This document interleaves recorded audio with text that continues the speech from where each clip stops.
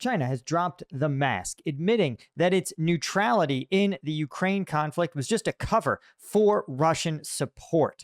But why now is China admitting that it wants to see Putin dominate Ukraine? And more importantly, what exactly is the U.S. going to do about it?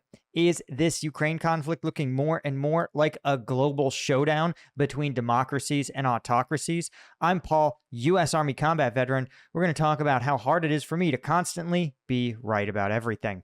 Okay, so this is an article from the Dutch, right? The Dutch news outlet, and this is NRC, and this is sort of additional detail on the meeting between China and EU diplomats that took place last week, in which the Beijing diplomat suddenly made a giant U-turn. Chinese Foreign Minister Wang Yi said that Beijing admitted, yeah, we are intentionally fueling the Russia-Ukraine conflict in order, he said, to prevent the U.S. from fully focusing on China, but that's likely a ploy. The U.S., particularly the White House, is pretty easily manipulated. And so I think there is a little bit more to the story than this. But the biggest takeaway is that China is openly saying, listen, we support Russia. We support Russian victory.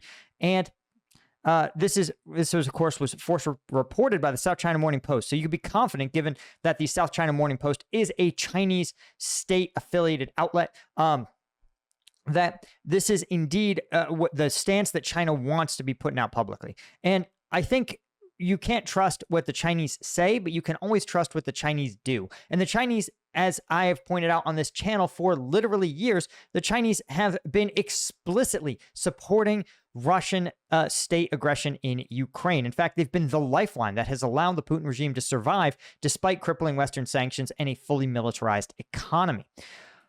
But the explanation of the Chinese doesn't make a lot of sense, right? This idea that they want this conflict to occur in part to keep the U.S. from fully pivoting towards Beijing, again, isn't really that sensical, because the West is not, or the United States particularly, we're not really expending all that much of our counter-China assets on this conflict. And the reason I say that is because almost no U.S. naval assets have been deployed in countering this, the Russian, or really supporting Ukraine. Most of what Ukraine has received have in fact been artillery shells, something that again is primarily for a land-based conflict, and various other sort of ancillary systems, but particularly older systems that the U.S. was slated to scrap anyway. So this idea that the United States, that its focus was somehow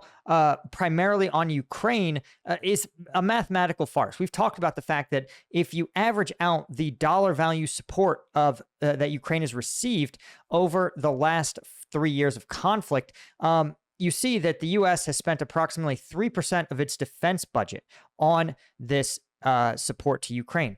And to put that in a different context, for every $1 we spend on our military, we take 3 cents of that and we give it to Ukraine. In exchange, another major global military power, Russia, gets locked into a conflict. And the remaining 97 cents is spent effectively doing 2 things, which is counter-terror operations in the Middle East and apparently supporting Israel, and then also countering Chinese influence. So this idea that China was launching this as a massive distraction to the West doesn't fully hold water. In fact, the Chinese have spent more supporting Russia than they have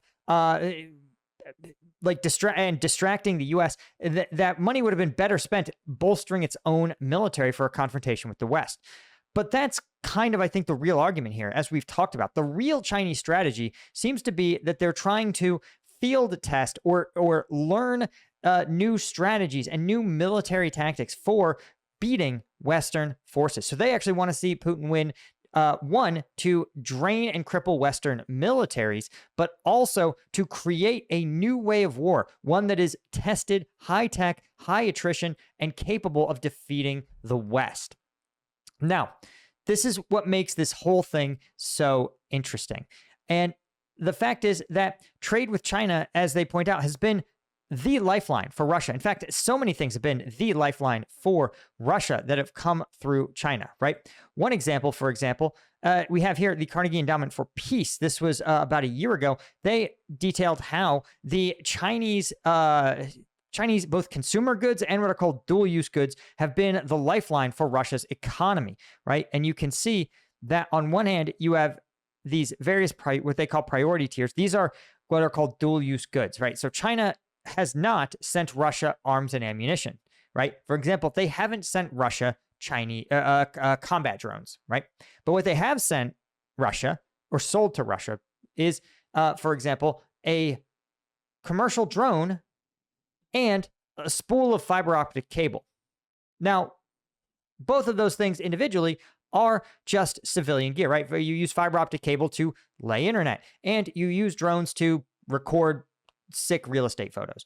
But what happens when they go to Russia and then a Russian factory combines them? What they combine into is an unjammable weapon system. And that's been the Chinese MO, whether it's microchips, GPUs, high-end optics, radar, you name it. The Chinese have been sending those kind of core components to Russia en masse. You can see that it's ramped up. It ramped up through 2023 into 2024 into these dual-use goods. But what's also interesting is that more than just these dual-use goods, the Chinese have, again, also been sending sort of the tools to build the tools, right? CNC and machine tools to Russia. These are crucial components that Russia uses to build its own weapons factories. And more than that, you also have, I think this is actually the most important thing, is that one of the strategies of Western sanctions was not so much to punish the oligarchs, right? Even North Korean oligarchs lived their lives with Western goods and Western, material wealth. But the average North Korean, because of the sanctions, cannot get access to Western goods, to a reasonable standard of living. But the Russians do have access to a good standard of living. Their standard of living actually hasn't taken that much of a hit. Still a little bit, but not that much. Not relative to the amount of sanctions that they've been subject to. The reason is because the Chinese love to send the Chinese are selling Russia basically all the consumer goods they can need, right? This is cars, this is food, this is electronics, this is everything they could need. And what that means is that for the average Russian, for example, when they go to the grocery store, they're probably seeing fewer products from places like, they're seeing less Swiss cheese and they're seeing more Chinese-made cheese products. They're seeing less Samsung TVs and more Chinese knockoffs, right? But the important thing for them is that they still have access to the consumer goods and lifestyle that the average Russian is used to. And this is the reason that Vladimir Putin maintains enough popular support to continue his autocracy, his dictatorship, right? Dictatorships don't have to hold elections, but they still have to have a certain percentage of the population support them, right? Even if it's just passively.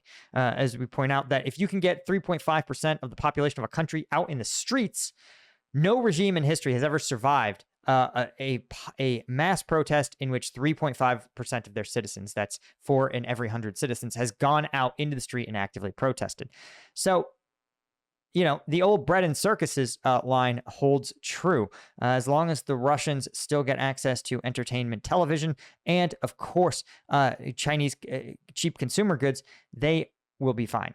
But it's more than that, too, right? So we talk about the fact that Chinese are willing to sell the Russians both military and civilian stuff that they want. But more importantly, you might recall that Russia was kicked out of SWIFT. This was an international payment settlement system. And this meant what's so crucial about this payment settlement system is that if you are a Russian, let's say you're a Russian steel company, or let's say you are that drone company, and you say, listen, I import $5 million, $6 million of carbon fiber drone frames from China. Well, what you have to do to make that import happen is that you have to place the order, right? The Chinese are going to ship you the drones. You're going to say, great, got the carbon fiber drone parts, everything checks out. I'm going to send you this $5 million. But here's the problem. It's not $5 million. It's actually, remember, you have rubles. So you have to convert those rubles to dollars, then you have to convert them to yuan, right? And then you make the exchange happen. Or you convert rubles to yuan, and then you send it to the Chinese, right?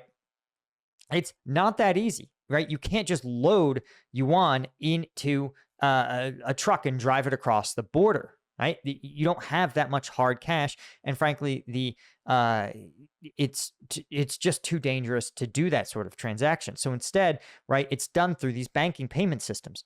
And so when the U.S. said, listen, if you are a bank that has done business with Russia, that has financed Russian international transactions, we are cutting you off at the knees. Well, the Chinese said, we're not worried about it. Just because the U.S. is trying to cut you off, Russia, doesn't mean that we're not willing to take your money.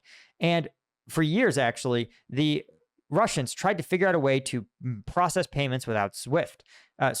And they tried just about everything. They tried something called payment in kind, or barter transactions, where instead of saying, hey, I want you to send me $5 million in drone parts, the Russian would say, hey, we'll send you $5 million worth of canned borscht or whatever, and you send us $5 million of drone parts, right? And that didn't really work, because if you're a drone manufacturer, what are you going to do with 5 million cans of borscht?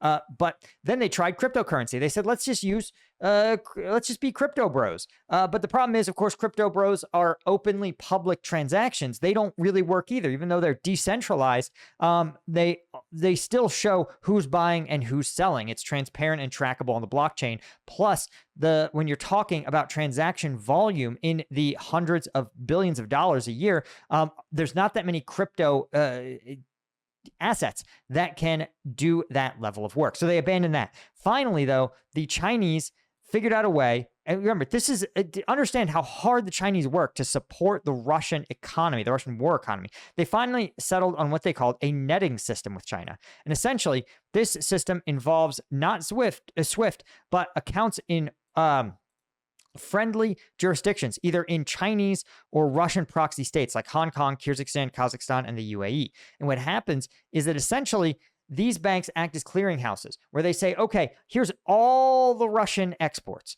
that we're getting this week, and here's all the Russian imports that are happening. And they say, okay, so technically we know that the Russians should expect to receive basically they do the math. They say, okay, in total, the Russians have sent out $5 billion worth of goods. And in total, the Chinese have received like $4.9 billion worth of goods. So they say we only have to transact, actually, only like $100 million has to transact between these two. So these banks from like UAE to Kyrgyzstan do a $100 million transaction. Boop. And that's it. And then all the other subsequent banks get paid, right? So what happens is that essentially the rubles never leave, very few rubles leave the country and very few yuan leave the country. The firms appear to be sort of like paying each other through these bank networks. This is, if you're like, damn, that's so complicated, it is. And again, the takeaway here is not that you have to understand how this banking system works.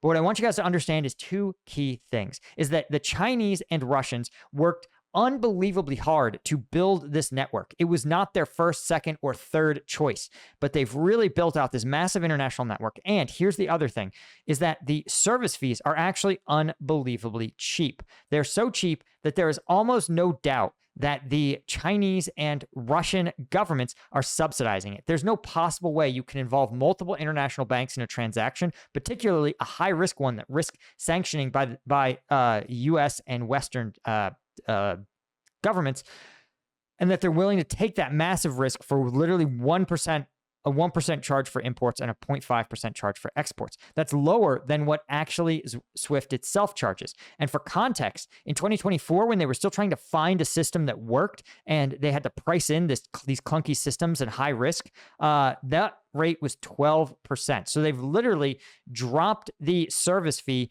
by 10x. This is not something that happens without massive state intervention and state incentives to, again, systematize a complex transactions. And they say, oh, well, there's some difficulties, a little bit of a pain to do VAT refunds. But what the takeaway here is that China has proven, listen, if you side with China in a conflict with the West, even if the West hits you with SWIFT violations, we can support you. Your economy can be sustained by us, the Chinese. We are as big and as good as the West. And we are a cheaper, more reliable partner than the West. And we don't complain about things like the war crimes you're committing on Ukrainian civilians. And China's not going to be like, wow, it was really messed up of you to bomb that kid's cancer hospital. Those are things that they're not a problem for the Chinese, right? They're only a problem for those pesky Westerners. So the overall takeaway is to understand that China is now just being honest. They're being transparent about who they are and who they support. This isn't a case and the fact that China is so open about it, to me, it is sending a signal also to other kind of neutralish countries that might actually want to side with China in another major global showdown, i.e. Taiwan. And so when China invades their neighbor, right, they want to see Russia win because that's going to be a signaling device that sends a signal to all these other potentially sort of neutral countries that aren't firmly in the Western camp, aren't firmly in the camp of China, Russia, Iran, North Korea. And it sends a signal to them that says, listen, the Chinese and Russians, we will fight until we win. We're not like the West, who's going to fight only until there's an election and a new leadership comes in and they sort of abandon their allies. They say, who would you rather be an ally of? Would you rather be an ally of Russia, who gets troops from North Korea, artillery shells from North Korea, gets massive, who China pulls out all the stops, builds their own version of SWIFT to accommodate the Russian economy, right? Or would you rather be Ukraine, who every week has to beg and plead the West for assistance, who doesn't know if the next check is ever going to show up? That's the whole point of this. China wants to signal to the international community that the West is an unreliable partner, that they are cowards, that they will not fight when the chips are down, and when push comes to shove, you and your people are going to be on their own. And they want to say, in contrast to this, look at what we do to help the Russian Federation. Again, us and our allies, we are sending troops, we are sending material, and our support knows no limits. Now, before we talk about the limits the West is already putting on Ukraine and the questionable Western response and somewhat of the ignorance, the cluelessness of, again, the White House and the West to recognize the threat, I wanted to mention, guys, that today is Tuesday, and that means we are dropping another video on Combat Vet News. I got sent a wild video from one of my contacts at the front line showing a new piece of drone tech that I don't think has even been shown publicly yet. But if you want access to that and the hundreds of other uncensored combat videos going back to the start of the front line, you want to become a member at combatvetnews.com. You guys know that this is the way to support me on this site. This is functionally, it's my version of Patreon. And it's crucial because, frankly, as a YouTuber, I only make money if I make videos. And right now, my wife on maternity leave and my second kid has just came into the world. I'm it. And so luckily, right, you see, I can have a little coffee, chew a little strike gum, lock in, get my videos done. But if something were to happen and I couldn't make videos, I'd worry. But I don't have to, because you guys have my back, right? And as long as you guys have my back, I'm going to keep giving you guys the truth, even if it's uncomfortable to the politicians in power. Let's have some uncomfortable truths here. So once again, this whole video has been kind of a theme where I have been correct about things. And one of the things that I said was that the actions of the Pentagon, right, particularly the fact that this decision to terminate Ukraine aid was facilitated by some guy named Colby Elbridge. And it was weird because I was like, this is a Deputy Undersecretary of Defense for Policy. This is not the sort of decision that a DASD is empowered to make. And then it came out that actually it was Pete Hegseth who authorized it. But now the most important thing is that Trump blames the Pentagon, not himself, for the Ukraine weapons policy. He goes, guys, I didn't do it. Why? Because the last time he was impeached for this. And there is, in fact, assuming the Democrats would all sort of vote to impeach him or force him to disperse this Ukraine aid, all it would take is a few pro-Ukrainian Republicans to defect and also hammer him for this decision. But when he comes out and says, guys, don't hold me accountable for this decision. It wasn't mine. It was the Pentagon, right? And so this is absolutely hilarious. People briefed on the call said that Trump explained he had initiated a review of Pentagon munition stockpiles to recent U.S. strikes on Iran, but had not intended for the process to block shipments to Kiev. Again, if you've ever known anything about the Department of Defense, you know that they don't miss. They're not like, I don't know how many Patriot missile batteries we have. I don't know how many Patriots we've fired. Not a problem the Pentagon has, guys. If there's one thing, I mean, if you've ever been on active duty, you know the Pentagon makes you count and count and count and count every single month. You have to count the number of tents. You have to count the number of tent stakes you have. You have to count the number of random chemical detection kits. Do they still work? Who the fuck knows? But the important thing is we know exactly how many we have. This is, well, exactly what you would expect from the Pentagon, frankly. But the fact is that, again, Trump was like, well, listen, I asked them to review the munition stockpiles, and they took it upon themselves to terminate the provision of those to Kiev. According to the Wall Street Journal, Trump assured Zelensky that the U.S. would send as much military aid as it can spare. Zelensky said the conversation was probably the best in all this time, and he thanked Trump for his readiness to help. But how much exactly does he think the U.S. can spare? 10 Patriot missiles. Yeah. Now, bear in mind, Ukraine needs hundreds, and all the other weapons remain in limbo. So conveniently, Trump gets to look like the good guy, right? He gets to say, listen, I released this aid. There was this big pause. I helped you guys out. But it's sort of like it's sort of like locking your kid in a closet and not feeding them, and then saying, listen, I'm the good guy. Look, I'm bringing you this stale bread and soggy rice. You go, I'm the good guy. Look, I feed you every day. If I didn't feed you this stale bread and soggy rice, you would starve. And they're like, yeah, but you locked me in here in the first place. So you're not the good guy. You're still the bad guy, right? And this is, of course, a classic move. Create a problem, solve it, high five yourself because you are the big hero. Now, here's the problem with 10 Patriot missiles. The Patriot missiles are the only system that can effectively interdict Russian cruise missiles. And so when Ukraine gets 10 of them, by the way, guys, Russian cruise missile production of its Caliber and Iskander cruise missiles, why, those estimates put it at around, let's see if we can find it, 195 a month.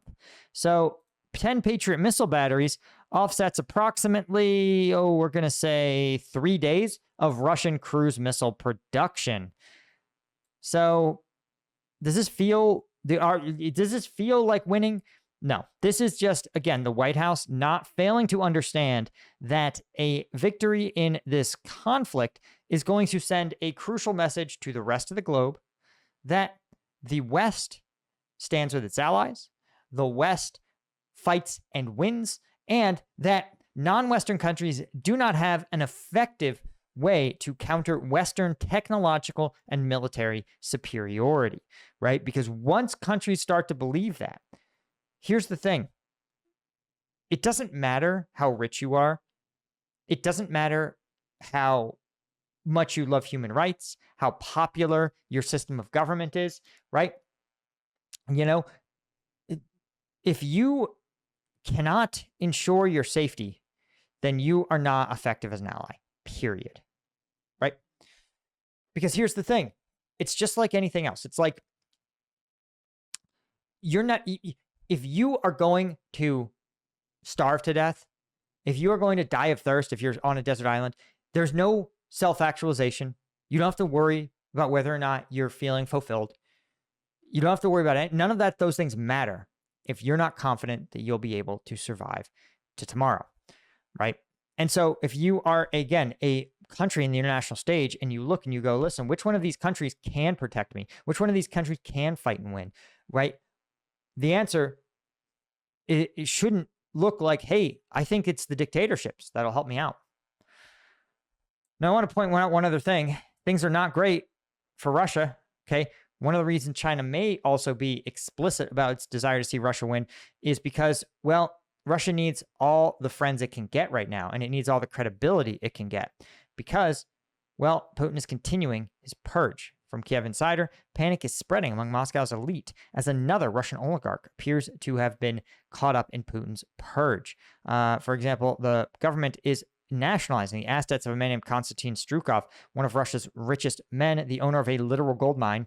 And of course, his fortune estimated over 3.5 billion USD, and a deep Kremlin ally. But just a few days ago, his private jet was grounded by Russian authorities as he tried to flee to Turkey. His passport was seized and his aircraft barred from departing. The FSB was directly involved in preventing the flight, and a court order tied to the legal case where prosecutors are demanding, remember, in the Russian system, Vladimir Putin's word. Everything else is a performance. So prosecutors demanding confiscation of Strukov's holdings. Claimed that his assets were obtained through corrupt schemes involving shell companies, family members, and insiders, i.e., he is a standard practice for Russian oligarchs, right? Again, this is charging a Russian oligarch with obtaining assets through corrupt schemes with shell companies, family members, and insiders. That's like charging a congressman with insider trading. It's just table stakes, guys. They're all doing it. It's like charging a fish with swimming, okay? So, again, this is not the actions of a Russian state who has the full support of its oligarchs, where things are going great, where they are winning so hard that they're tired of winning. Okay, that's not what you do when you're max win. Okay. Anyway, guys, that's all I had. Thank you to Colonel tier members: Peter Fucci, Dan M, Petratoro, Henry Russier, I just got called Chris Rossi, L90, Sergey Zinchenko, D Stewart, James Sports, B Hammerling. All you guys, I hope you enjoy today's video dropping. I'm literally going to finish this video and I'm going to drop the next one. I hope, thanks for all your support, and I'll catch you over there, guys, and I'll catch you in the next one. Cheers.